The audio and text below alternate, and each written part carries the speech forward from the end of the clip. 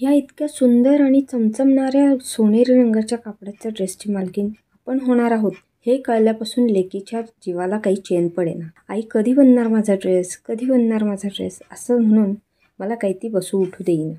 कसला पॅटर्न हवाय तुला विचारल्यावर क्षणाचाही विलंब न करता गोल गोल फिरणारा लेहंगा असं उत्तर मिळालं. म्हटलं ओके.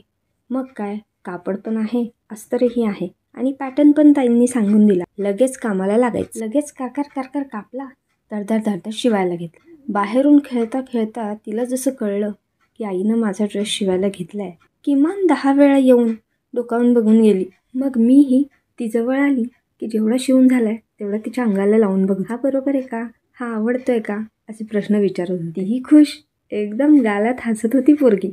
यावेळचा पॅटर्न थोडा स्लीवलेस, खांद्यावर बंद असतात ना टाईप्स, तसं. त्या पट्ट्या बनवल्या, फ्रंट आणि बॅक दोन्ही त्या पट्ट्यांनी एकत्र जोडून घेतलं आणि फिनिशिंग कंप्लीट केलं. मग गळ्याला थोडंसं गोल्डन थ्रेडवर्क करायचं ठरवलं. मग बॉबिनमध्ये गोल्डन दोरात गुंडाळला. बॉबिन केसचं सेटिंग थोडंसं चेंज केलं आणि आर्म होलपासून गळ्याला घेऊन अशी पूर्ण छान गोल्डन मस्त एक टीप मारून घेतली.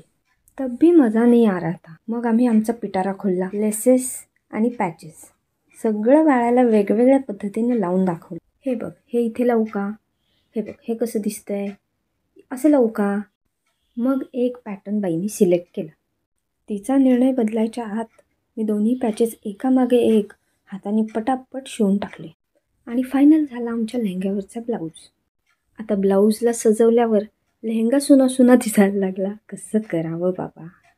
चला म्हटलं लेहंग्याला सुद्धा सजवूया, नटवूया. मग लेहंग्यावरती मरून कलरचे, जे गोल्डनवरती कॉन्ट्रास्ट कलरचे डायमंड्स, ते टिकल्या लावायच्या ठरल्या. मी म्हटलं तू मदत करणार असशील तरच लावायचं. आणि कधी नव्हे ते आनंदानं उड्या मारत आईला मदत करू लागलं माझं बाळ. सगळ्या टिकल्या तिनं चिटकवल्या आणि फायनल झाला आमचा आउटफिट. लेहंगा कसा वाटतं नक्की सांगा. चॅनलला सबस्क्राईब करा.